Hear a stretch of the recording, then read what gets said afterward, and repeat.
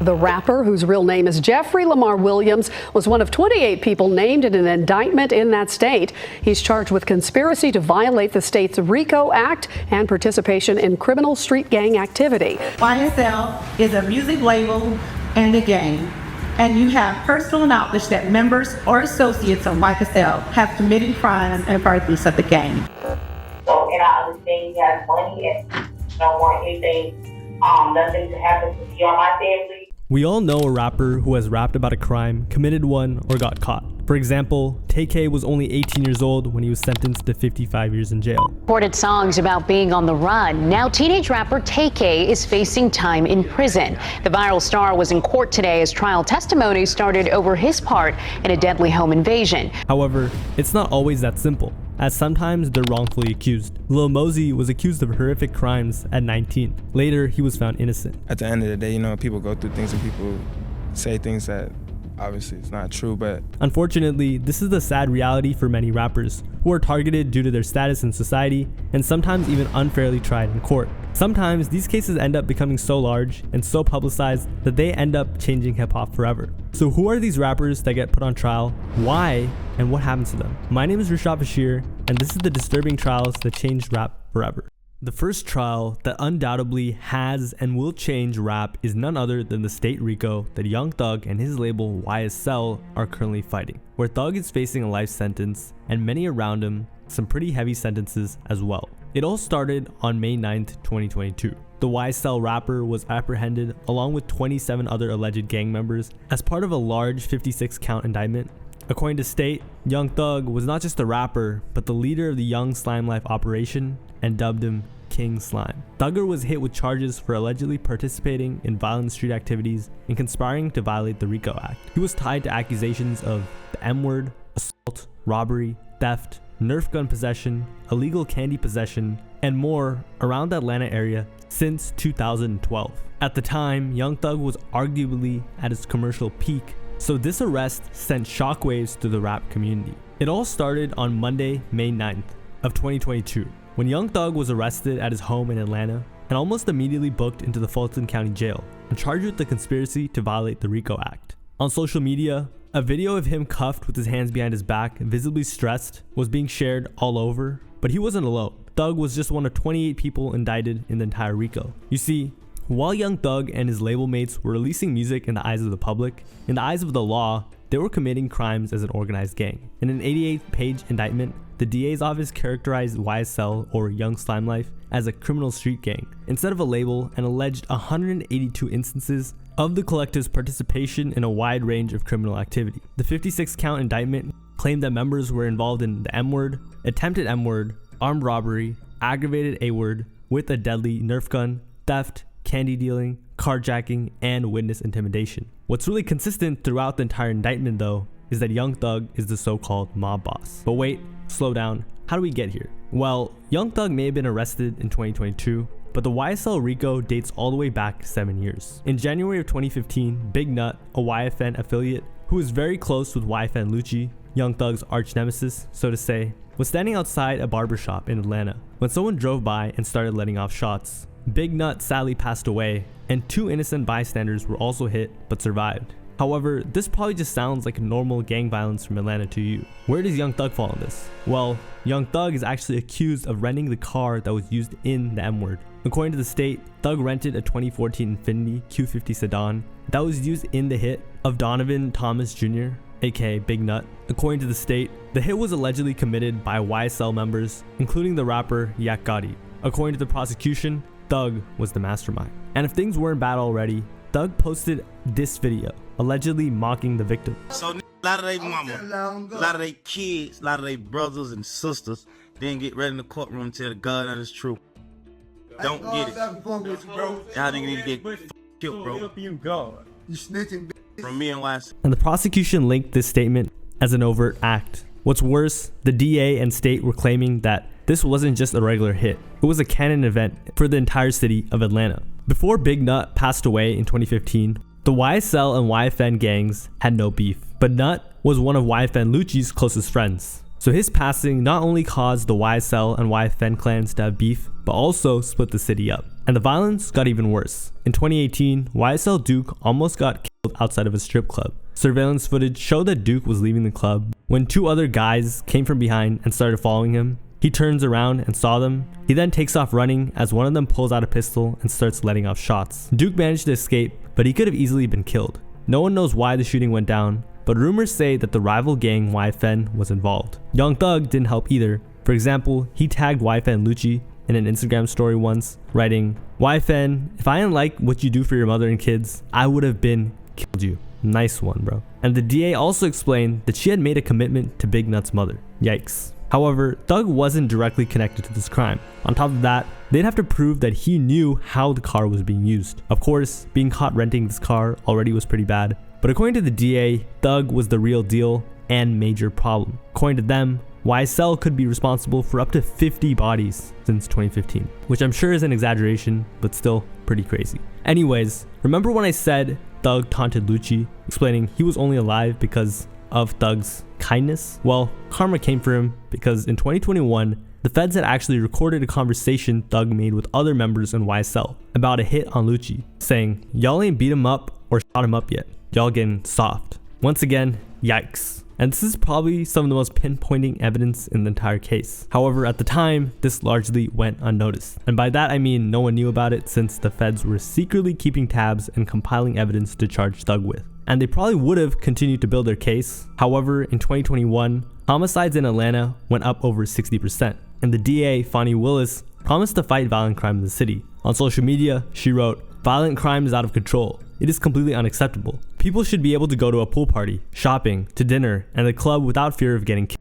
And you know, Young Thug actually agreed with this. In separate statements, Thug himself said, "The effects of gun violence on individual communities in Atlanta runs deep, with many more families having to mourn their loved ones. We have to make our communities safe. I vow to use my influence to help stop the violence in Atlanta and around the world." He definitely did not write that. So all in all 28 individuals named in the indictment were charged with conspiracy to violate the State Racketeer Influenced and Corrupt Organization Act, or RICO, by participating in a pattern of illegal activity to obtain money and property. Although Thug didn't directly commit any of the crimes he's charged with, in the RICO, he's responsible for each of these overt acts that he oversaw, including possession of a certain white crystal with the intent to distribute and threatening to take someone out at a mall. Of course, this was very controversial, so much so that the DA had held a press conference to address it. On May 10th, a press conference was held in Fulton County, in which members of the District Attorney's Office and Fulton County Sheriff's Office listed the charges against Young Thug and the rest of YSL, explaining that no one was above the law. It does not matter what your notoriety is, what your fame is. If you come to Fulton County, Georgia, and you commit crimes, and certainly if those crimes are in furtherance of a street gang, that you are going to become a target and a focus of this district attorney's office, and we are going to prosecute you to the fullest extent of the law. RICO charges are usually very serious, and the details were still unfolding. But one thing was for sure, things were not looking good for Thug. In a statement to a news reporter, Young Thug's attorney, Brian Spiel, said, "The response to any allegation is Mr. Williams committed no crime whatsoever, and we will fight to my last drop of blood to clear him." To him, this indictment was baseless. Mr. Williams comes from an incredible, horrible upbringing, and he has conducted himself throughout his life in a way that is just to marvel at. He's committed no crime whatsoever. The indictment is baseless to include him. That same day, in the press conference, the DA explained how serious things were, explaining Thug and many others in this case could be facing life imprisonment. The boy could see a pretty curious sentencing here. I know thoroughly, but can you talk a little bit about the type of sentences they might be facing? Well, we'll ask on the different charges for the maximum penalties, and there's obviously many people that are looking at life under this indictment. You're absolutely right. These are serious times. They're serious allegations, and it is my opinion that violence in our community deserves maximum penalties. But that wasn't it. Less than 48 hours later, Gunna, Young Thug's right-hand man, turned himself in as well. His lawyer also claimed he was innocent. And finally, the prosecution hit him with the final nail. The day Young Thug was arrested, his house was also raided. In it, they found a boatload of candy and Nerf guns, which resulted in an additional 7 felonies being tacked onto his charges, including possessing banned Nerf guns and possessing candy with intention to distribute. So after all of these charges, it should be clear at this point that this was not a small case. In fact, the YSL indictment was the largest RICO case in Fulton County. A RICO, or Racketeer Influenced and Corrupt Organizations Act, was developed to fight organized crime. Federally, the RICO was originally intended to be used to combat the mafia. So when the state of Georgia was using it to combat a record label, fans were understandably confused. But what's very controversial and interesting is many believe that charging Young Thug with the RICO isn't legal. You see, the state charged Young Thug with the RICO because it was convenient, not really because it was the right thing to do. I think they like it in this case because they could name, it's very sprawling. They've named about 28 defendants, and really all they had to allege was that there was a continuing association amongst these individuals. You know, it's not a legal entity, gang, of course, but they just have to show it has some structure, has some continuity to it. And it allows them then to really charge a whole bunch of people under that, large tent, so to speak. And this is exactly what made it so controversial, because the state was doing anything in their power to pin Thug and his co-defendants down. For example, in the indictment, a photo of Young Thug wearing a YSL pendant and wiping under his nose with his index finger is posted online and deemed an overt act in the state RICO. Like, bro. But so far, it was only a month in. RICOs are notorious for taking years. So if Young Thug, Gunna, and the rest of YSL didn't get bond, they would be locked up for quite a while. So like anyone, they would plead their case in court. Unfortunately, the judge did not have any pity, and they were denied bond multiple times, and the situation only got worse. You see, celebrities usually have to keep away from general population in jail, and Young Thug was. However, the cell he was kept in was pretty horrible. The same month Thug was denied bond, his attorney filed an emergency motion based on inhumane conditions seeking bond. In the filing, his lawyer wrote that Thug was detained in what amounted to solitary confinement / total isolation in a windowless cement compartment with only a bed and toilet and an overhead light which remains on 24 hours per day, preventing any sleep, rest, or meditation. Thug's lawyer claimed the rapper had no access to media, including TV or the internet, nor any freedom to exercise, shower, or have human contact. It's safe to say, things were looking pretty grim for Thug. I mean, the way his lawyer described the cell, you'd think he was being held in a dungeon. However, officers of the jail had something completely different to say. They said, "This is a jail. It is a detention center. It's not the Ritz-Carlton, so you have to recognize that." So rather than deny the claims, they just straight up said, it's a jail, and Thug had to deal with it. The judge agreed. Unfortunately, Gunna was also struggling, writing, 22 and 2, just a bed and a shower. No windows, just walls. Can't see or talk to anyone. I'm writing now and still praying every day. I was raised to fight fire with water, even though my country's amendments have failed me. Protect black art. While this was all happening, the entire rap community came out to support Young Thug and Gunna. For example, in Drake's song Sticky, he referenced the case with the lyrics, "Hey yo Eric, bring them girls to the stage, cause somebody's getting paid, and free Big Slime out the cage." And many, like the rapper Killer Mike, were claiming that it was an attack on black culture. Hip-hop is not respected as an art because black people in this country are not recognized as full human beings. If we allow the courts to prosecute these men based on characters they created and stories of pretend that they tell in rhyme, then next they'll be at your door. However, none of the celebrity support would be able to help Young Thug if his own so-called family and YSL weren't there for him. And it wasn't looking so great. In December, Young Thug's co-defendant, Antonio Sledge, aka Tunk, also agreed to testify against other YSL gang members in their upcoming RICO trial as part of his plea deal. But this actually wasn't a new phenomenon. Defendants were dropping and taking plea deals like flies. One member of YSL, Kenneth Copeland, who's more commonly known as Lil Woody, was a witness in the M-word of 26-year-old Donovan Thomas, aka Peanut, a high-ranking blood. Lil Woody was actually an informant for years, and he was one of many witnesses who saw Young Thug to McDonald's the night of the M-word. Woody would tell investigators he was with Young Thug when Thug rented the car used in the same shooting. Later, it turned out Woody was supplying the feds with info the entire time. But Woody wasn't the only one who quote-unquote cooperate, and you'll see what I mean. On December 14th, 2022, Gunna would do the unthinkable. He quote-unquote snitched. Or that's what the public would be told. In reality, Gunna entered an Alford plea deal, which essentially meant he would plead guilty while maintaining his innocence. Guilty of what exactly? Well, Gunna ended up pleading guilty to the single conspiracy RICO charge against him and received a suspended sentence of 5 years behind bars. In other words, he was set free. However, snitching in rap is a very, very, very big no-no. So Gunna made it clear that he was not snitching, writing, While I have agreed to always be truthful, I want to make it perfectly clear that I have not made any statements, have not been interviewed, have not cooperated, have not agreed to testify or be a witness for or against any party in the case, and have absolutely no intention of being involved in the trial process in any way. Sadly, although he didn't technically confess, many rappers were not happy that he took the deal and saw sunlight, as even the lightest form of cooperating with law enforcement is seen as snitching in hip-hop. After taking the plea deal, Lil Durk dissed Gunna in a snippet, while Lil Baby, one of his best friends or former best friends, along with Meek Mill and Polo G, unfollowed him on Instagram, meaning they all thought he snitched. So although Gunna claimed he didn't cooperate, to these major artists, he put the nail on Young Thug's coffin by admitting that YSL was a gang in court. However, this makes no sense because his Alford plea applies only to his individual case. The statements made during his plea hearing cannot be used against those sitting trial. If asked to take the stand, Gunna can plead the fifth if he chooses, meaning he was in the clear. However, the masses don't use critical thinking. So when footage leaked of Gunna admitting that YSL was a gang, YSL is a music label and a gang, and you have personal knowledge that members or associates of YSL have committed crimes and furtherance of the gang. Yes, ma'am. and that he regretted being part of YSL because it harmed his community. And do you acknowledge the following statement? I recognize, accept, and deeply regret that my talent and music indirectly furthered YSL the gang to the detriment of my community. YSL as a gang must end. Is that your statement or acknowledgement? Yes.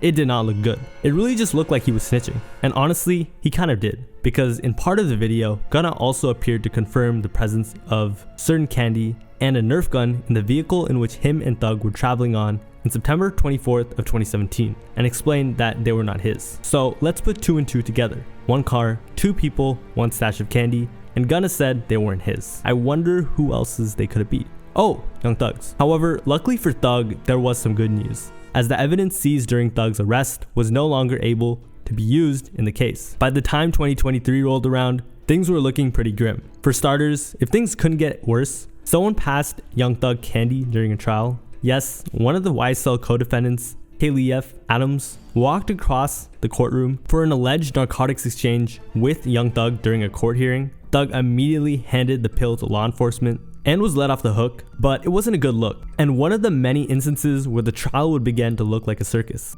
However, the following month, things became even worse for Thug, as he fell ill during a May 2023 court proceeding and was hospitalized briefly. Details of his situation were not provided due to medical privacy laws, but his lawyer provided some context, saying, Mr. Williams is sleep deprived, mandated to wake up on court days between 3 a.m. and 4 a.m., and not having more than 5 hours of sleep per night. So maybe the inhumane conditions were correct. And to wrap up the new low, Young Thug's brother, who we spent years trying to free, was sent back to prison after being released for violating probation by possessing a firearm. And for that reason, sir, I'm going to revoke the balance of 9 years and 6 months. And you will serve that in the Department of Corrections. All while this was going on, the so-called snitch, Gunna, returned with his A Gift and Curse album in June. In it was his smash hit, Fuck You Mean, which blocked Taylor Swift from going #1 on Apple Music. The album ultimately sold 85,000 units first week. At this point, an entire year had passed, and although there were quite a lot of developments, the trial still hadn't started, but it was about to. And right before the trial began, the judge of the case made a major decision, ruling that Young Thug and the rest of YSL's lyrics were not protected by the First Amendment. The judge told the defense, they're not prosecuting your clients because of the songs they wrote. They're using the songs to prove other things your clients may have been involved in. I don't think this is an attack on free speech. This was huge, as Young Thug and YSL had admitted, or at least it seemed like, to quite a lot over the years. Of course, like I said, this was quite controversial. Asked the judge to keep it out. The judges agreed to let it in. I think that's a mistake.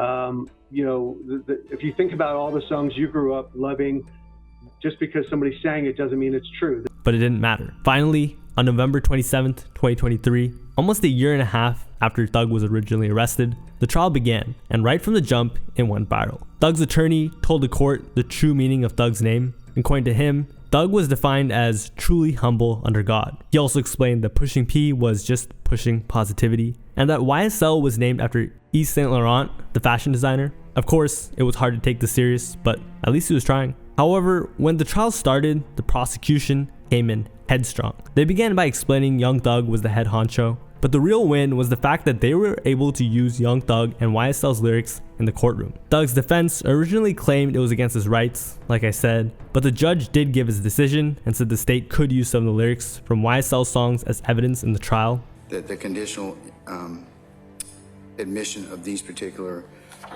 lyrics are proper. So the prosecution argued that lyrics of YSL's songs were very similar to the crimes they committed. Allegedly, of course. One prosecutor, Adrian Love, claimed Thug used the songs to give orders to gangs, which is a crazy stretch. But to prove this, they read out a song Young Thug put out through his label called Take It to Trial, possibly one of the worst aged rap songs ever. I rap my life for real. For slimes, you know I trial, I done beat it twice, hindrance. I'm undefeated, like feds came and snatched me. I don't know, no point in asking. I was on what? Believe it. Stuck like a magnet. I shoot at your man, you need to stand down. That wasn't it. The prosecutor also read through almost the entire song, and it was not a good look for Thug. I up my stamina, take it to trial. Get an appeal, take it to trial. Yeah, you're gonna whack 'em. Pay for that casket, that's just if we whack 'em. My young pulling up. Bentleys, Austin Martins, Rares and Teslas, strapped with an FN. You're gonna hear a lot about FNs. Watch me whack that. Pop 'em like a sis. It was a cool song though, not gonna lie. In other songs stated in the RICO, Young Thug takes it to a whole new level, such as in his song Slatty, which is part of the YSL album, where he says, I killed this man in front of his mama, like his little bro, sister, and cousin. I shit out and kill him, not leaving a trace. Well, that tastes like milk. And even music videos were being cited. But all jokes aside, this is very dangerous and kind of crazy that it could cost Thug his freedom, because non-rap fans, which the jury is mostly comprised of, will often not understand the artistic nature of these songs. Admit too many lyrics into the courtroom and trying to prove that case. Admitting too many lyrics and too many songs could really bias a jury if they're not understanding of culture, the culture of rap, and the culture and communities from where these artists come from. Afterwards, Thug's lawyer acknowledged that he did say those things, but explained that Thug was simply just rhyming. And it was his freedom of speech or artistic expression, not criminal confession. Guys, come on. Yeah, there wasn't really much you could do there. To end off the year, one of Thug's co-defendants, Shannon Stillwell, was stabbed multiple times at Fulton County Jail by another inmate who entered his cell. Fortunately, he survived his injuries, but it was pretty gruesome, so I won't go into more detail. By the time 2024 rolled around, so many YSL co-defendants had either snitched or caught pleas that out of the original 27 that were indicted by a Fulton County grand jury in 2022, only 8 remained. And because so many members snitched or agreed to take the stand, in 2024, a number of snitches would begin snitching, I guess you could say, or at least pretend to, and you'll see what I mean. One of them was Trontavious Stevens, also known as Tick and Slug, known to be a very close friend of Young Thug's, who took the witness stand after agreeing to a plea deal with 8 years of probation. As if the trial couldn't get any more absurd, he gave some of the most random and hilarious testimony of all time. From about 30 seconds in, he made it very clear he was going to give the prosecution a rough time. He began by claiming he didn't know what snitching was. Is it a good thing or a bad thing to be known as a snitch?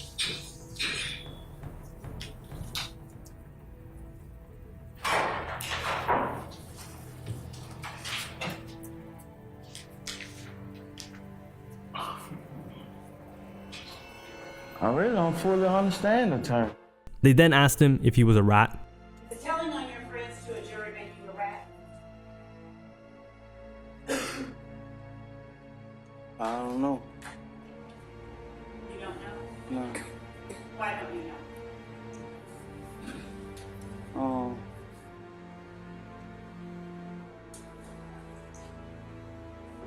I don't feel like telling the truth make you a good or bad person. And finally, he was asked whether or not he sold candy. How then were you able to successfully sell drugs? I never said I was successful. Yeah, pretty funny. You could even see Thug laughing.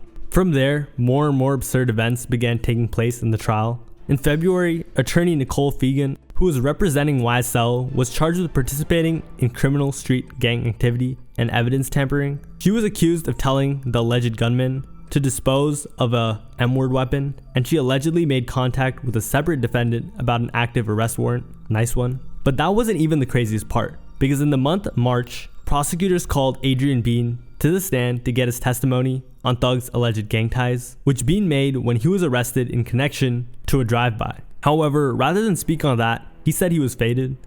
Can I get water or something? I'm so high right now, y'all. I'm about to go sleep on y'all.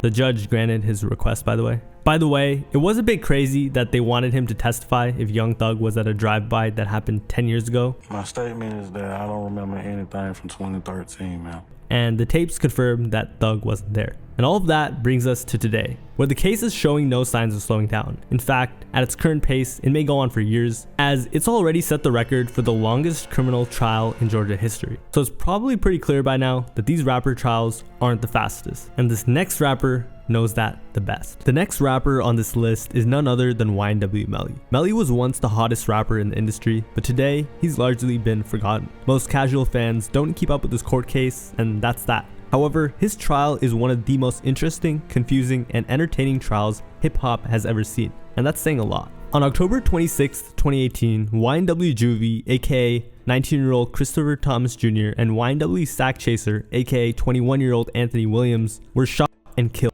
That day, YNW Portland showed up to a hospital with two bodies in his car. The victims were both on the right side, front, and back seat. The bodies were of YNW Sack Chaser and YNW Juvie, best friends or former best friends of YNW Melly and Portland. According to police, the two were last seen around 3:20 a.m. Eastern in Fort Lauderdale, arriving at Memorial Hospital around 4:35 a.m. with multiple wounds, and a police spokesperson said they were gone already. Melly himself also mourned the loss on his social media accounts. "They took my brothers from me over jealousy." Melly also added that the same people who were responsible for this wanted to see him break down and stop, or in jail, or be in a box. And for a while, everyone thought this was just a tragic event that occurred to a young man and his friends who came from a rough environment. In fact, before any suspicions were even brought up about this crime, Melly was actually arrested for a whole other crime due to some of his other charges from earlier that year, which he got off with time served. And other than that, things were going amazing for Melly. In January, he released his second mixtape, and in it was a song with Kanye West, who heard his music in Paris and flew him out. They even dropped a video on Lyrical Lemonade. And to top that all off, in an interview with Billboard magazine, he also said that he recorded like 6 songs with Young Thug and is working on a project with Juice WRLD. In his own words, "My year's finna be crazy," that being 2019. And that actually turned out to be a very accurate response, just not how he thought it would go. Because on February 13th, 2019, YNW Melly was arrested on M-word charges. According to the police, he shot and killed Williams and Thomas, aka Sack Chaser and Juvie, and staged the incident as a drive-by.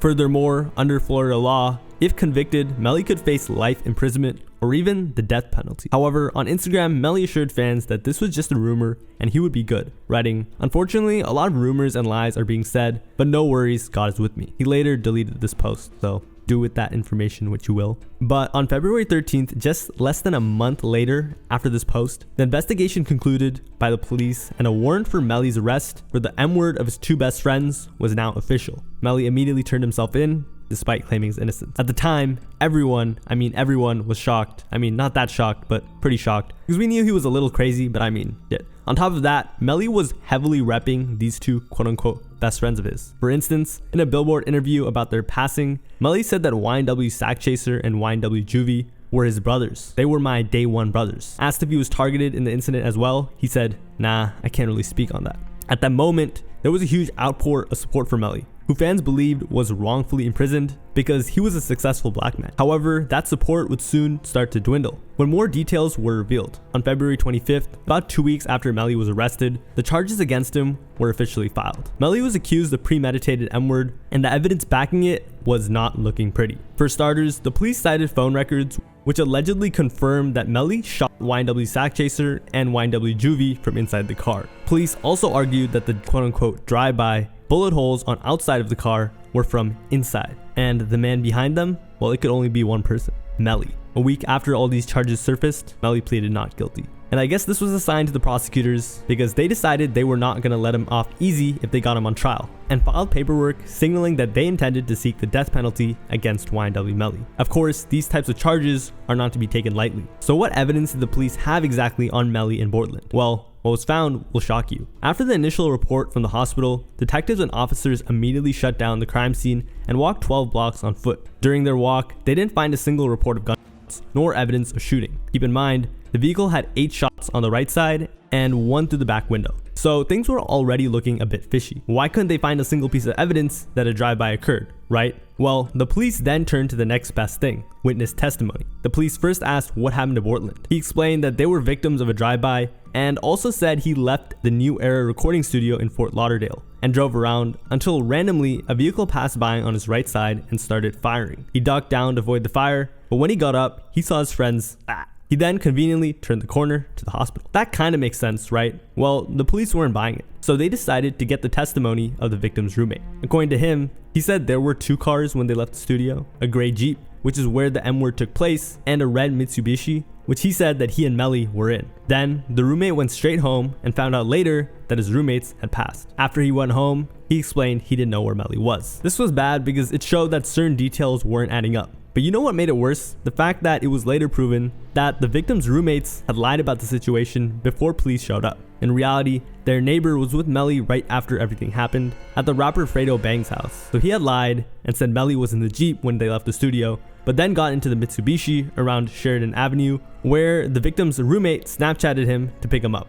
So now had they not only found out that the victim's roommate had lied, but also that YNW Portland had lied. So the police used a canine to investigate the crime scene on a street called Southwest 168th Street, which is where the drive-by was originally reported. In a weird turn of events, the dog found nothing. This was the same investigation I was talking about earlier. However, officers then investigated a more rural area that they thought maybe was the crime scene. And what would you know? The canine found some evidence. The dog discovered 840 caliber shell casings and 2 types of glass that matched the front passenger and rear passenger window of the Jeep. So now they know the actual crime scene was nowhere close to where it was reported by anyone around Melly. So things were starting to look pretty bad. But hey, they could have just been nervous, right? Yeah, they were nervous. Well, police obtained security footage from the manager of the recording studio that they were in before they left, which proved Melly left in a gray Jeep. He got into the back left seat. Remember, victims were in the front right and back right seats, putting him in perfect position to, you know what. And cell phone records showed that the Mitsubishi went straight home, so Melly was not in it. But wait, it gets even worse. Because after the police found out that they had lied about where the drive-by had taken place and the details, they decided to reinvestigate the Jeep. In it, they found 140 caliber shell casing on the floorboards, where Melly was sitting inside a white plastic bag, along with 8 matching shell casings in a different location, where they think Melly and Portland shot the car to make it look like a drive-by. And for those of you, including me, who are not forensics experts, remember, if this was a drive-by, there would not be shell casings inside of the car. So this supported evidence that shots occurred from inside of the car. But hey, maybe the perpetrators dove into I'm just joking. According to the police, Melly and his friends also drove around with the bodies of their late friends for a period of time before driving to the hospital. The police also decided to do a trajectory analysis using rods and strings to determine the flight paths of projectiles, and they confirmed that there was no way this could have been a drive-by, strictly based off of the bullet paths and projectiles, as well as the wounds suffered by the victims. The autopsy reports also supported the evidence that shots came from the left rear of the passenger side. And I would get into more detail, but this is YouTube, so just know it was bad. From there, what did you know? They found even more evidence. The police were also able to obtain T-Mobile cell phone records that track their locations by the minute. These records show that Melly, Portland, Sack, and Juvie were all in the car together at the time of the M-word. They also confirmed that the Jeep they were in had just enough time to make it to the outskirts and back. So something definitely happened in the car. Allegedly, of course. However, here's what's interesting. About 3 minutes prior to them reaching the hospital, Melly's cell phone location left the car. So police assumed that Melly and Portland were trying to get their story straight, driving around the city, and then ultimately Melly hopped out before Portland took them to the hospital. Afterwards, they found that Melly FaceTimed his girlfriend,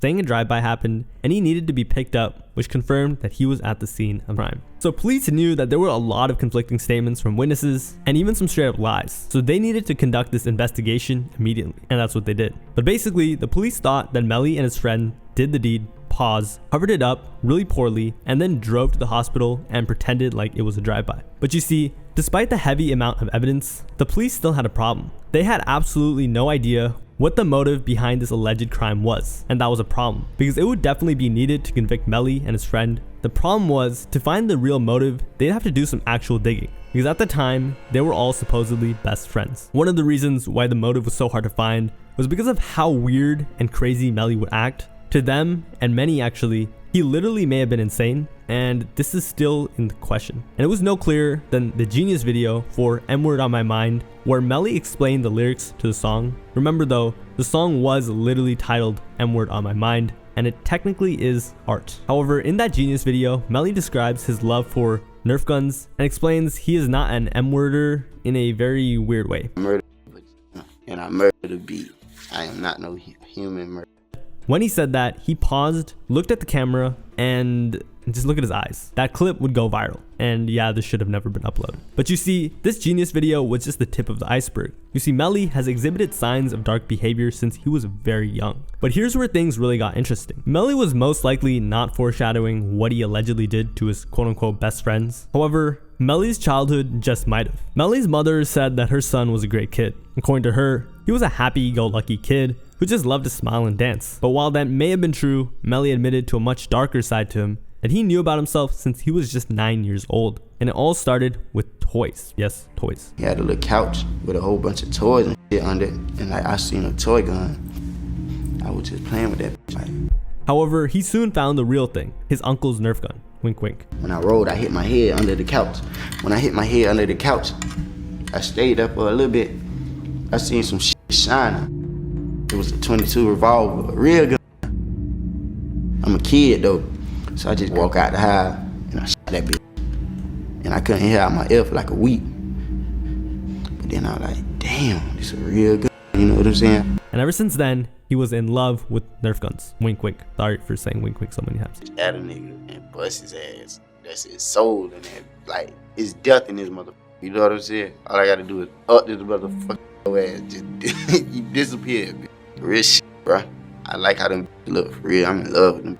By the time he was 10, he loved weapons. It didn't have to be a Nerf gun. In 7th grade, he brought a large knife to school and threatened some people. Yeah, he definitely had some problems from when he was a child. And from there, it didn't take long for him to begin getting into trouble. In the beginning of 10th grade, Melly caught his first case for firing a weapon at 3 upperclassmen in school. He was charged with 3 counts of aggravated assault with a deadly weapon and 1 count of discharging a firearm in public. This would get him expelled, and he would have to serve 1 year in prison as just a teenager. But he did get something out of it, because it was after this incident that he got the inspiration for M-Word on My Mind, writing or saying, I woke up and I just had that course. And when he finally got released, he saw some sort of success. In October of 2016, YNW Melly released 772 Love, which gained a lot of hometown buzz. However, the track afterwards would really change his life, and that was none other than M-Word on My Mind, which Melly actually knew was going to be big. Unfortunately, he started promoting it himself on Twitter, which ended up also unfortunately being a violation of his parole, and he was locked up again. Fast forward to June of 2018, and Melly had now been in and out of jail ever since he was first locked up. Why am I telling you this? Because it showed Melly had very violent and dark tendencies. But if we're being honest, most of these crimes were petty, especially compared to what he was about to be charged with. However, despite the confusion over whether Melly was crazy and the question of whether he did it, why did he do it, if at all? Well, it didn't take long for rumors to start floating around, and this is what's called a motive in a legal case. The first rumor was that Melly owed one of them, specifically Sack Chaser, money. Sack Chaser was supposedly supposed to get $200,000 when Melly signed, and according to the prosecution, Melly did not want to pay him. The second rumor was that Sack Chaser gave Melly the beats. There were even rumors that Melly and Sack Chaser were in an intimate relationship, and there was jealousy involved, but that's a stretch. However, these motives were all kind of weak, and if the prosecution rolled with them, they wouldn't really have much of a case. Luckily, or not so luckily for Melly, they did find one motive that seemed to make a lot of sense, and that was that Melly's mother may have been threatened by YNW Sack Chaser. Why did they think this? Well, a leaked video surfaced on the internet of Melly's mother saying this. Don't ever try to come for me, because I don't even play them type of games. Like, what the fuck you got that I ain't got? Oh, you threaten me with your little gun?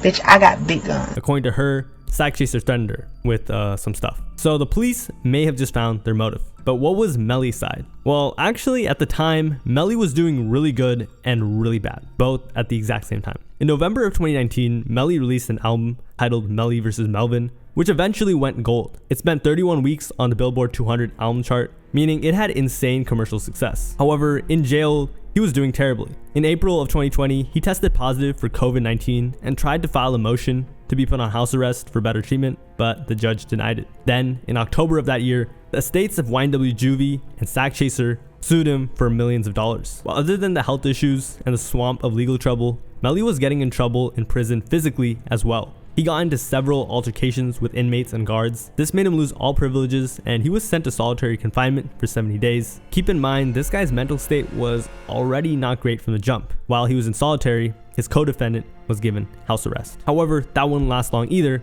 as he was arrested again in April of 2021 for violating the terms of his house arrest by visiting strip clubs. Nice one, bro. But Melly, due to his past, was never even granted house arrest, and his physical condition started to seriously deteriorate as he stayed in jail. In 2021, he had formed an abscess in his lower jaw, which is a chronic infection. It formed because of his permanent diamond implants. If you don't know, permanent diamond implants or grills in your teeth need special care and attention that you will not get in a state prison. Huge shocker, I know. What made this worse though was in court, Melly was denied regular dentist visits, a toothbrush, or even floss because they could be used as weapons. This led many to believe that the jail was trying to break him mentally. However, this is actually standard procedure. So things were already looking pretty bad for Melly, and he was now starting to literally rot in prison. But hey, at least there wasn't any incriminating evidence being found on Melly, right? Nope. A video found on YNW Melly's phone, filmed a month after the M-words of his ex-best friends, shows Melly saying, "There's no regrets for this shit that I did that guy to die." Both of them. Never say when. Prosecutors were looking to use it as key evidence in this trial and characterized some of the comments as a confession, saying, "And so he says, and there's no regrets for all the shit that I did, including the derogatory word that I refuse to use for African Americans." And he then takes the pen, throws up a blood gang sign, and then he says both of them will never say when. The interesting part of this video is it was 1 month to the day after the drive-by occurred. However, in reality, this confession video was just Melly saying the words to a Kevin Gates song called 4:30 a.m. Thousands of similar videos are uploaded daily to platforms like TikTok, YouTube, and Instagram. But it wasn't looking any better for him, as a jury may or may not understand this depending on their age. By then, it was January of 2022, and it had almost been 4 years since YNW Melly was charged. But somehow, his camp randomly became very enthusiastic. His manager took to Instagram to say, "I'm everything but a hater. Get on y'all stuff, 2022. Melly's coming home in 2 months. Y'all better tighten up." This lined up perfectly with Melly's trial date, which was set for March of 2022. The fans were excited they were finally gonna see their favorite artist come home. But just when we thought we were getting to finally hear Melly's side, the prosecution dropped another bombshell piece of evidence. In February of that year, police submitted a 66-page document which they say details strong DNA evidence against Melly. Using this, they were once again seeking the death penalty. This evidence just weakened Melly's defense even more. To add to the dearth of evidence against Melly, that month, YNW Sackchaser's mother expanded on the $200,000 payment that was owed to her son. In a March 2022 deposition, according to her, Sackchaser reached out to her a few days before he was "My son hysterically called me," she said. "He was very concerned about my whereabouts. He was concerned about his sister's whereabouts. He's concerned like something is going to happen to us. And he told me that he would not get his money," she continued. "He said, I'm probably not going to get my $200,000. I'm probably not even going to get my money, ma. I said to the case's lead detective, I believe something happened when it came down to my son. Somebody owed him some money because he said he wasn't going to get it." She also said that the surviving YNW crew members' response to my son's passing was not what I expected. So I'm like, they've got to know something because they're not acting right. They're acting strange. This was yet another bombshell piece of evidence. You see, several key witnesses gave statements to the police in the early stages of the investigation. However, once Melly was charged, they repeatedly missed scheduled depositions and have not responded to the attempts from the state to reach them, which makes you think, really makes you think. And remember how confident Melly's team were just a couple months ago? Well, the reason why the trial was set to start in March was because they filed a motion for a speedy trial. However, after this evidence, Melly's own defense team decided to rescind their speedy trial motion. Then, as if the year could not get any worse, there were reports that inmates were snitching on Melly for having contraband that wasn't his. Furthermore, Melly's mistreatment inside of the jail had only seemed to be worsened by a lot. In April of 2022, Melly posted a photo of himself with a beaming smile. "It's about that time. I'll be home soon this year," he wrote on Instagram. But he explained his phone privileges were withdrawn on Easter Sunday, writing, "To all my loved ones and close friends, I wanted to let everyone know that my phone privilege has been revoked.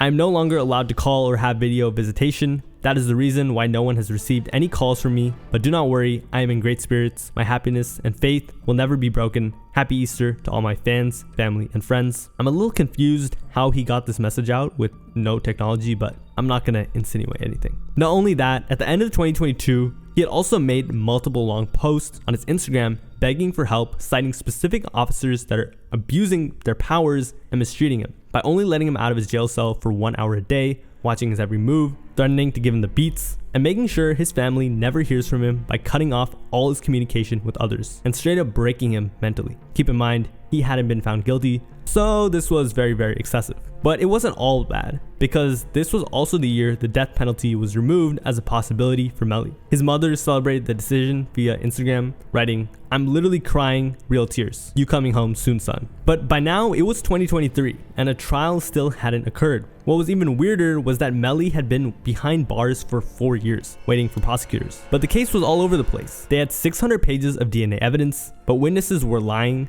They didn't have an M-word weapon, they couldn't find a strong intent, and apparently they didn't even have anyone to testify against him. What was starting to look like a slam dunk case was slowly falling apart. In fact, it looked like Melly might even walk free. Keep in mind, we have no idea what Melly's defense was going to be, even 4 years later, and we still had only heard one side of the story for the most part, the prosecution's. But the day did come, and on June 12th, 2023, the trial of YNW Melly began. And before it even started, the stakes were already looking quite high. Remember how I said the death penalty was taken out of the equation? Well, because there were new indictments added to the case, the prosecution was once again seeking it. Furthermore, the rules were also changed in Florida. Prior to that year, to receive the death penalty, you needed an unanimous decision by the jury. Now, you just needed 8 out of 12 to agree. But that was still months in the future. That day, the prosecutor gave the state's opening statement. She talked about how they thought Melly was guilty, blah, blah, blah, blah, blah. We all heard that before. But then she came with something kind of crazy. According to her, Melly had actually confessed to the crime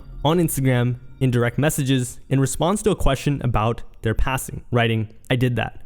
Dang, he's done, right? Well, later on, this was proven to be misleading, which I will explain later. But Melly's defense struck back just as strong. His attorney stated that there was no motive for Melly to do what he was alleged to have done to his friends, and that the state's case was riddled with reasonable doubt. He went on to discuss his perspective, saying, in other words, prosecution had handled this terribly and had no real evidence. Melly's lawyer then explained that the entire investigation was botched because they never properly chased their leads or followed proper protocol.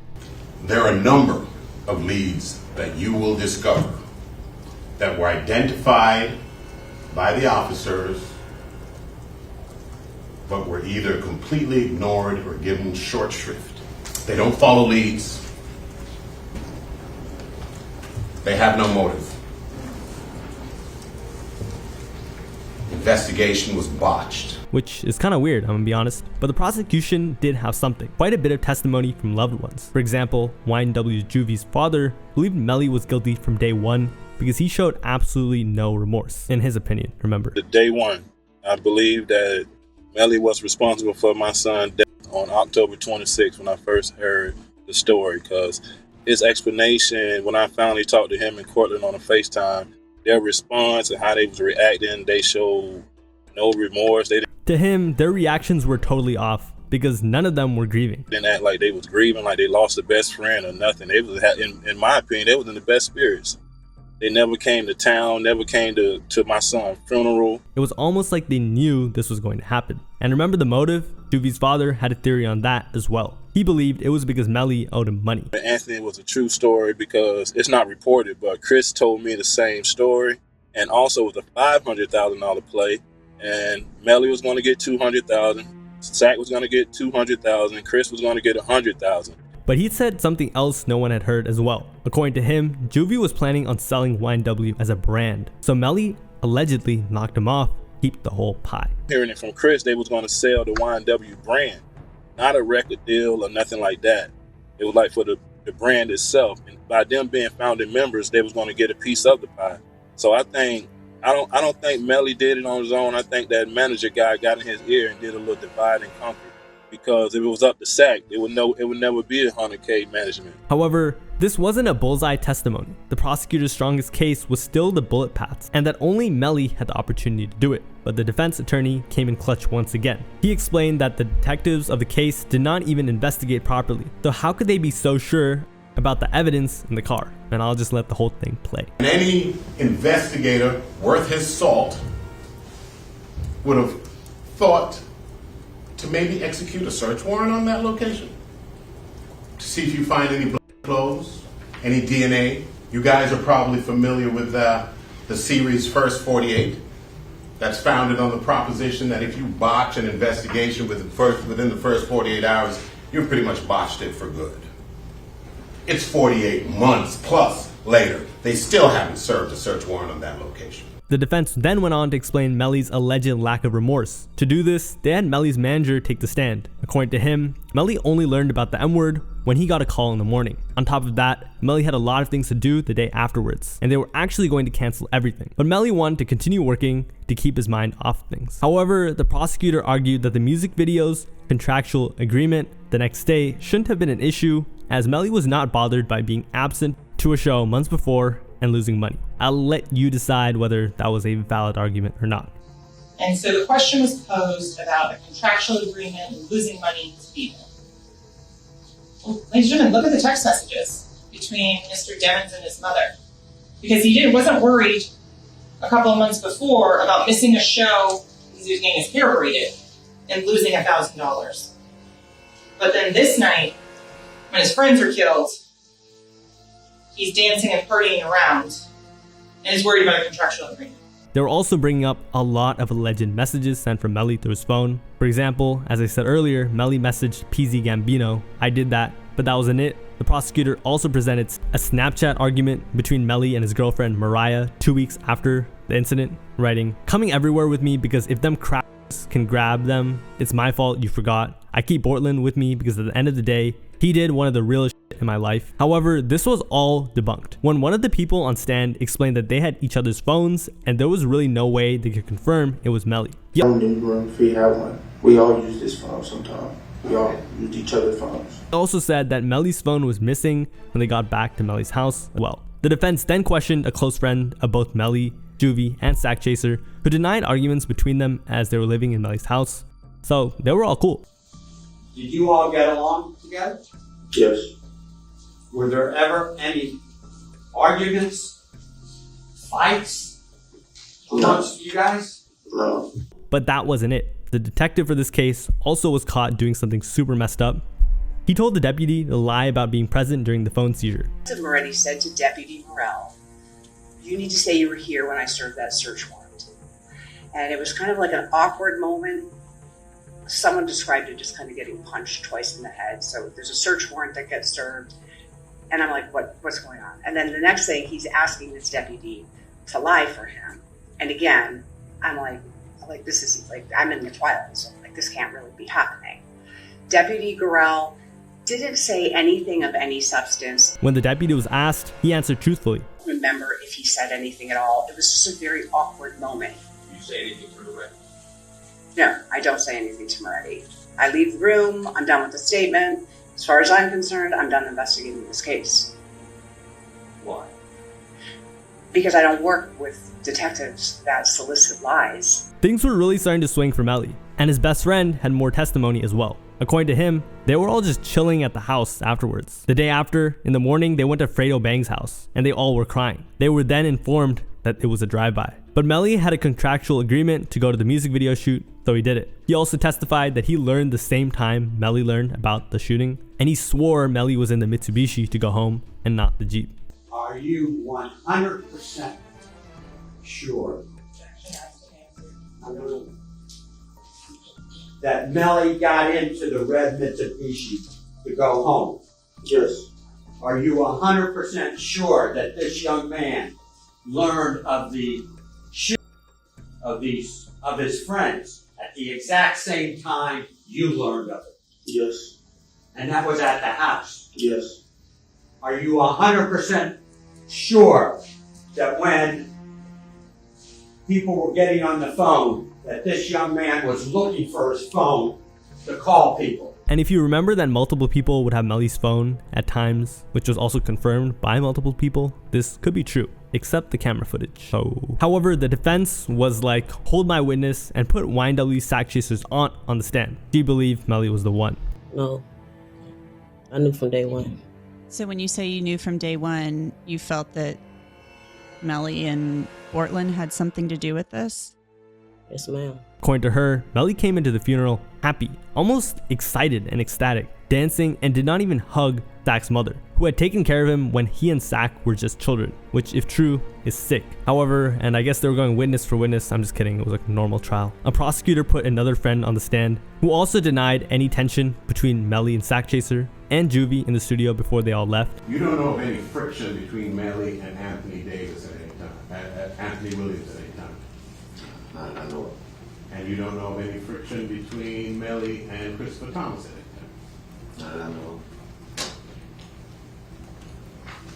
And you don't know of any friction that occurred at the studio that night that would cause anybody to get murdered? You didn't see any friction at the studio that night of any magnitude? I did. You did?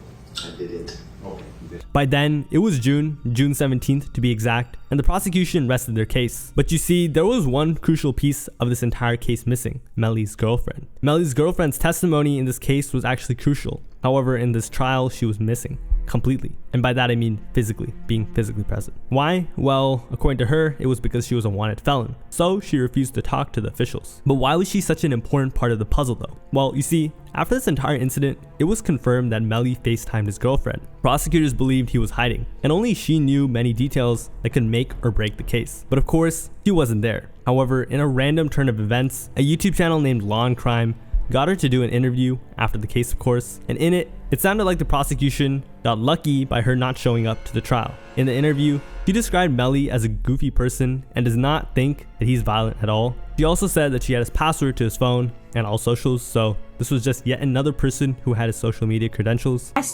had his password to his phone, so and he would never walk away while he's on the phone to talk to anyone, not in front of me. She also explained being close to Sack Chaser and Juvie, like they were big brothers to her, and denies ever hearing about any tensions between either of them. And when asked directly if Melly did what was alleged, she said, "No, I do not."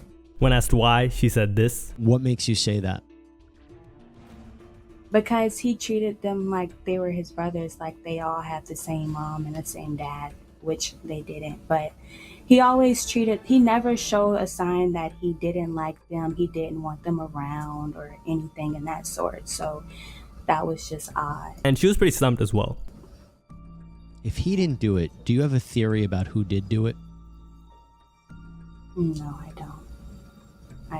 Unfortunately, the trial did not have any of this testimony. And in a crazy turn of events, the trial ended in a mistrial. But can you blame them? The evidence in the trial was insane. One of the prosecutors literally had to be taken out of the trial because she was called as a witness. Like, how does that even happen? And the suspect had a song called M-Word on My Mind. So yeah, it's pretty confusing. But Melly is probably just cooked. This next rapper for sure is, or at least it seems like it. The final rapper on this list is none other than Tory Lanez versus Megan Thee Stallion. Everyone remembers when Tory Lanez was tearing through the rap industry, both as a signed artist and independent. In 2020, he was so popular that he got 300k viewers concurrent on his Quarantine Radio IG live show, and Instagram CEO personally congratulated him. He was up. However, today, saying Tory Lanez's future is grim would be an understatement, and it's all because of his legal issues. However, to understand where he is today, we have to go back to where his legal issues all started, specifically with his now arch nemesis, Megan Thee Stallion. On April 23rd, 2020, footage of Tory and Megan hanging out together started to surface on social media.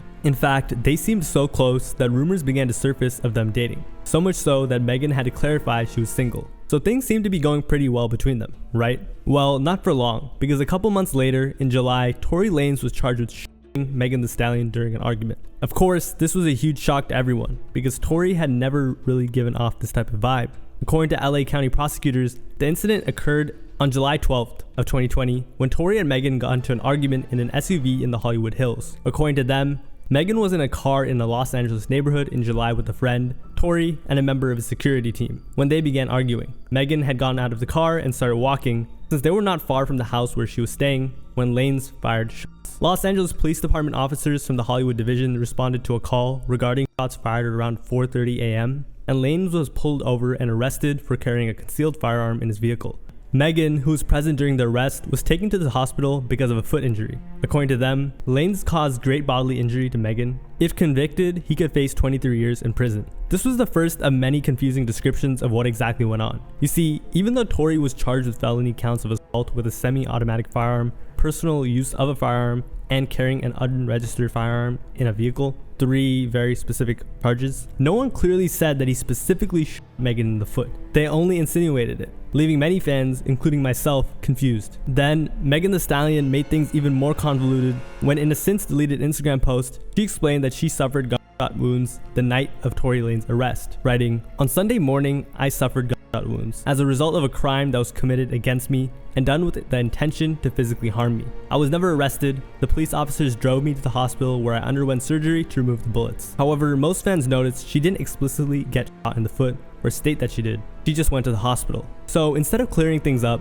Megan just confused fans even more. But that wasn't all that surfaced, because Megan wasn't the only person in the car. So was her best friend at the time, Kelsey Nicole, who also took to Instagram to set the record straight. "I want to clear up the rumors that I shot Megan. I wasn't the one with the gun and would never do something like that. However, I was present." She wrote it in a since deleted Instagram post. This once again told fans nothing. So they were really taking Megan serious. And by fans, I mean Tory Lanez fans, who were riding for him hard and clowning Megan on social media. These trolls prompted a ton of responses from Megan, and this time she really opened up, tweeting, "Black women are so unprotected, and we hold so many things in to protect the feelings of others without considering our own. It might be funny to y'all on the internet and just another messy topic for you to talk about, but this is my real life, and I'm real life hurt and traumatized."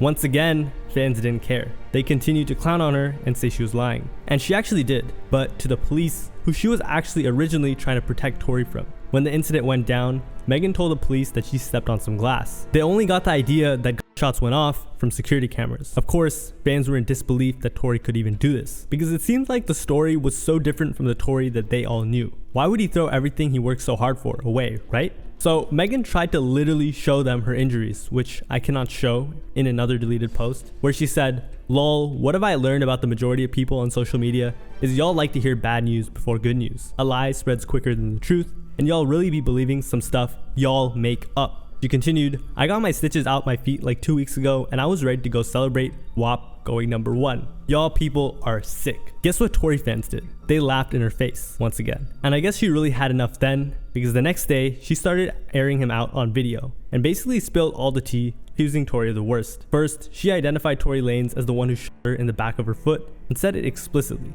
"Yes, this Tory shot me." She then explained that Tory had been using the media to slander her while she wanted to keep it off the internet. "And you got your publicists and your people going to these blogs lying and I tried to keep the situation off the internet, but you dragging it, And this wasn't even for her benefit. It was for his, who she was trying to protect. Because remember, they were very good friends at one point. If you really want to tell the truth, I tried to save this Even though he shot me, I tried to spare him. So she was shocked that Tory was the one slandering her. And y'all is not sparing me. That's crazy. I go through so much on a daily basis anyway, and I'm trying to save this. Meanwhile, the internet was saying Tory was innocent because she had tried to protect him by lying to law enforcement. And y'all on the internet talking about, oh, bitch, you ain't get shot, we do this, oh, free tour. That not in jail. He not in jail because I didn't tell the laws what happened as soon as it happened, and I should have. Ask that why he not saying that. So on an Instagram live, she said the same thing, just a lot more bluntly. If you really want to tell the truth, I've tried to save this nigga. Even though he shot me, I tried to spare him. And y'all motherfuckers is not sparing me. That's crazy. That's fucked up. I go through so much shit on a daily basis anyway, than to have to get on the motherfucking internet where I'm just trying to make my music, do my shit, pop my shit, like the bitch I always been. And I'm trying to save niggas. And y'all on the internet talking about, oh, you ain't get shot, we do this, oh, free tour. That not in jail. He not in jail because I didn't tell the laws what happened as soon as it happened, and I should have. But of course, this raised suspicions by fans because why would she lie to the police, right? So Megan gave details on why she lied in a separate interview. She started by explaining it was a very stressful situation. It's only 4 motherfuckers in the car. Me, you, my homegirl, and your security. Everybody in the car arguing. I'm in the front seat. This in the back seat. I get out the car, I'm done arguing. I don't want to argue no more. I get out. I'm walking away. This from out the back seat of the car starts to me. There's a witness because the neighbors called the police. She then said that when the police came, she was really scared because at the time there were tensions with the police. The police come, I'm scared. All this going on with the police. Soon as the police tell us all get out the motherfucking car, the police is really aggressive. You think I'm about to tell the police that we, us black people, got a gun in the car? I get to the motherfucking hospital. And they were allegedly being very rude. The police being so rude to me. Well, what's going on? Like, da-da-da-da, you're being detained, da-da-da. Ma'am, I'm being detained, I'm leaking. But I'm still not saying what happened. The police finally let me go. I ain't go to jail. Them 3 motherfuckers went to jail. What did Tory have to say about this though? Well, he knew everybody wanted to know what he had to say. So in September of that year, he dropped a surprise 17-track album called Daystar, which included a song titled Money Over Fallouts, in which he appeared to address the incident, rapping, "Gotta see a couple questions. How the f you get shot in your foot, don't hit no bones or tendons? And Megan, people trying to frame me for knowing I ain't do nothing, but it coming at my truest." So Tory was alleging that Megan had completely lied about the entire incident. In other words, he was standing on business. This was very smart as long as he maintained his innocence, the majority of rap fans would take a side. And that's exactly what happened for a long time. But Tory wasn't going to be able to pull this off as smoothly as he thought. Because that same month, TMZ obtained several texts where Lanez looked like he apologized for the incident. Although he never directly addressed the situation, he did say, "I know you're probably never going to talk to me again, but I genuinely want you to know I'm sorry from the bottom of my heart." If this wasn't enough, he then said something that made him look very guilty, writing, "I was just too drunk. Nonetheless, should have never happened and I can't change what I did. I just feel horrible." Yeah, not look good for him. The next month, charges from the state were officially filed against him. Tory once again had a response, this time taking to Twitter, writing, "Time will tell," he tweeted using a ton of emojis, "and the truth will come to the light. I have all the faith in God to show that." But the situation had moved on from the internet. It was now being taken straight to court. 4 days after he was charged, he was ordered to appear in court where he was charged, and his bail was set at $190K. And he was told not to contact Megan. The judge also issued a protective order against Lanez, forbidding him from being within 100 yards of Megan. Remember, if he was convicted, he could face up to 23 years, so he had to tread carefully. But technically, he and Megan were allowed to speak on the situation separately, so that's exactly what they did. A week after he appeared in court, Tory took to Instagram Live as well to say Megan lied. She knows what happened, I know what happened, and we know that what you're saying and what the alleged things and the alleged accusations of my name are not true. It's falsified information, it's false information, and it's not accurate information. The next month, he released an album where on a track titled Shots Fired, Megan said Tory was lying, rapping, "Imagine lying about shooting a real bitch just to save face for rappers you chill with." In other words, Megan was calling Tory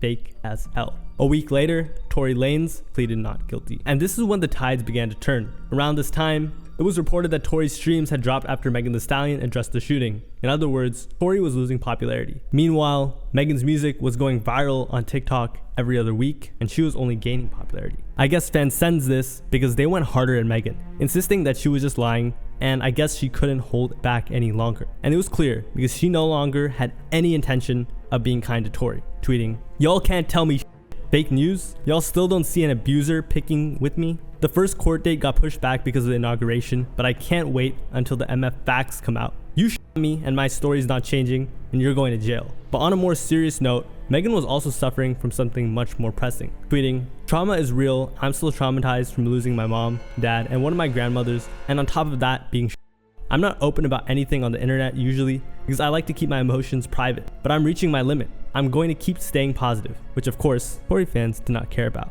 But it didn't matter because Megan would keep scoring victories. In February of 2021, a judge handed down a ruling, rejecting a motion from Lane's legal team asking for permission to publicly speak on the case. In other words, Tory could no longer speak on Megan, which if you were paying the slightest attention would be huge. But hey, Tory could still go crazy with his career, right? Well, not really, because on July 25th, Tory Lanez made a horrible mistake. He violated the protective order the judge served him after performing at that year's Rolling Loud with DaBaby. How though, right? Well, Tory performed alongside DaBaby just moments after Megan left the same stage. How'd he sneak past everyone? Well, he was inside a costume. Nice one, Tory. As a result, a judge increased his bail from $190K to $250K the following month and gave him a stern warning where he said, "You're facing 22 years in prison. You don't want to be doing things like this, sir." So things were no longer looking great for Tory. In December of that year, now a year and a half after the initial charges were filed, during testimony at a preliminary hearing,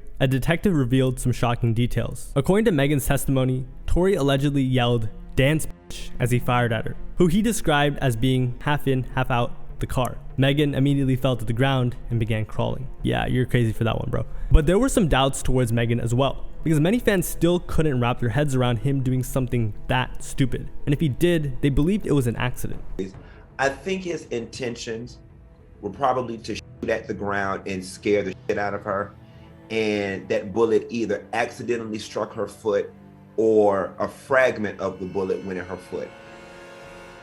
I need to believe that because I refuse to believe that a celebrity, knowing everything in the world they have to lose, will get out of a car, take a gun, and just straight up shoot somebody on purpose. Furthermore, remember how I mentioned Megan's best friend was also present? There were already rumors that Kelsey and Megan were fighting prior to this, allegedly about Tory, but new evidence showed that Megan's former friend, Kelsey Harris, who was also in the car, had gun residue on her hands, which could only point towards one thing, right? Megan would continue to speak her truth, going on TV and reiterating that Tory shot her. So I get out the car and it's like everything happens so fast. And all I hear is this man screaming, he said, "Dance," and he started shooting, and I'm just like, oh my God. Like he shot a couple of times. And at the time, explaining she was afraid for her life. I don't know if he can shoot something that's like super important. I don't know if he could shoot me and kill me. Like, were you afraid for your life at that time? I was really scared because I had never been shot at before. It was now 2022, and Megan had went from telling law enforcement it was glass that caused her foot injury to insinuating Tory had done something to now blatantly saying he shot her in the foot and that he deserved to go to jail. But by now, Megan was a broken record. It didn't matter what she said. She wasn't gonna make a difference. And that's why when another person came out against Tory Lanez, it was huge. Just a couple months before the trial was set to begin, a singer named August Alsina claimed Tory Lanez assaulted him. Alsina shared a photo of himself in an elevator, claimed that Tory Lanez A-worded him, with photos I cannot show, and explained what happened. There was never a fight, simply an A-word. Dude has no real friends and is on a crash out mission, and Tory was placed on house arrest. At this point, it seemed like he just wanted to lose his freedom. But hey, at least he got a Drake and 21 Savage shout out on their song Circo Loco, where Drake rapped, "This bitch lie about getting shots, but she's still a stallion." But that was all irrelevant.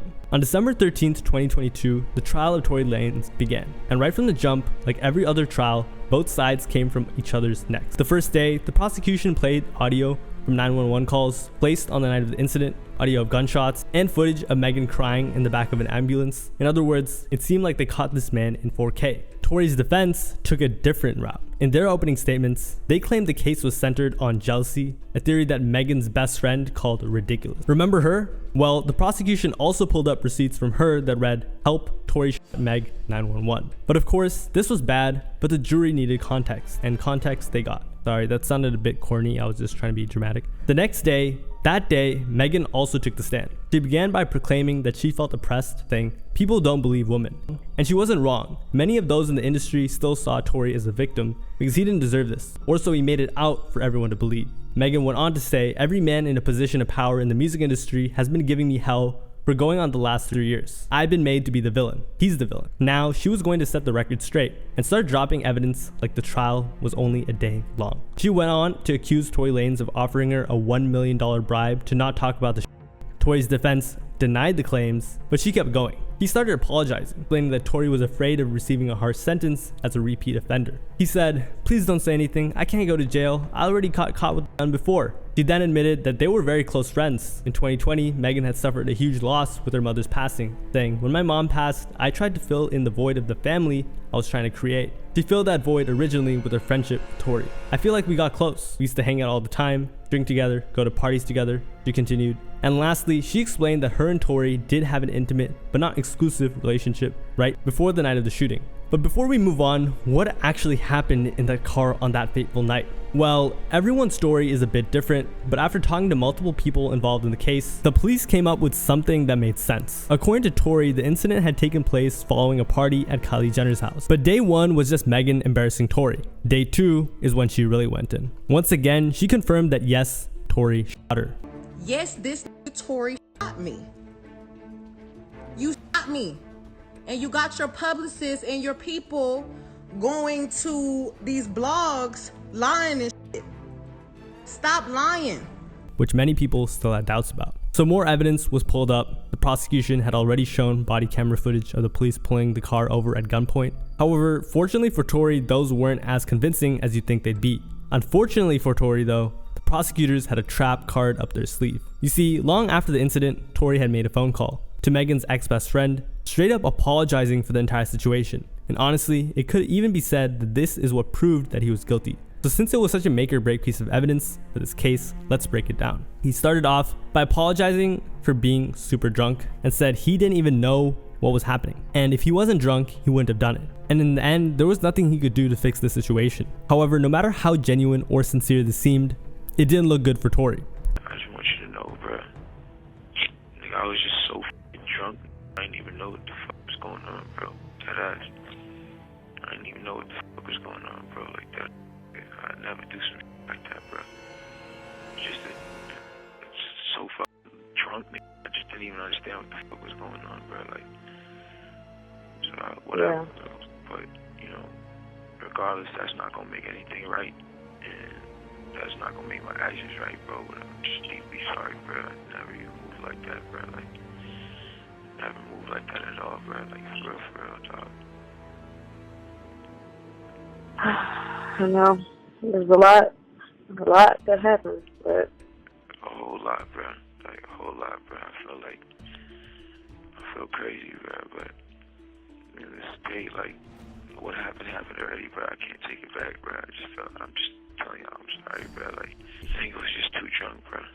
You know what I'm saying? Yeah. When I got to the house, shorty, like, all top, they gave me like 5 shots, like, off the door, like, you feel me? So I was out of there, like, wasn't even there with niggas, like, you feel me? So we was taking shots past that time. I wasn't even there with niggas, like, bro. I don't even remember what we was even arguing about, bro. Like, so what did he have to say about this? Well, Tory's lawyer was able to say that he wasn't apologizing for the but rather he was apologizing for causing the situation that led to the nice one, which according to Tory was some kind of love triangle between the two women. And if you add everything up, it makes sense. However, we still haven't heard from Megan's best friend yet. Today, and by that I mean December 14th of 2022, that was all about to change. Her name was Kelsey Harris, and her testimony would be crucial. But what's very interesting is that she may have had a hand in what happened to Megan, but she also seemed to share her hatred for Tory, so she was treading very carefully. Before she took the stand, she had already alleged that Tory had threatened her during the conflict, but did not elaborate on what was being said. After being asked for further details, Harris consulted with her lawyer before eventually answering, "I don't know." Interesting, right? But she wasn't that dry. And in a crazy turn of events, the next day, while also taking the stand, Kelsey testified that she did not see Lanez shoot Stallion and did not hear him say "dance bitch." Whose side was she on? This was a major blow for the prosecution. You see, Kelsey had just told authorities Tory had threatened her, and by saying certain details were false, she casted a lot of doubt that Tory attacked Megan. This was also a huge shock, because the prosecution had granted Harris immunity for her testimony. Afterwards, they tried to convince jurors that the original testimony was the correct one, but it was tough. There was too much doubt. And at this point, between Lanez's excellent use of the media, Megan's emotional allegations, and Kelsey's testimony, no one knew what to believe. And then, if things couldn't get more confusing, Tory's legal team threw another huge curveball. Just hang in there with me, we're almost there. After Kelsey testified, Tory's lawyers came out and said Kelsey was the one who Megan. Yup, you heard me.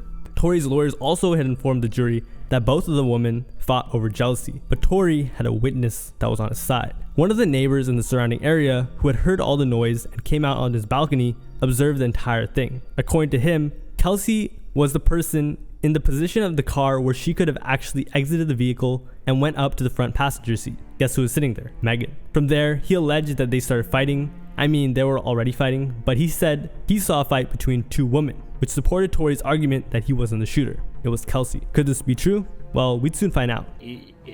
What happens is you fire the gun, and right there, it comes out the front because the bullet comes out. But so gases come out the front, but it also comes out the back, and the side.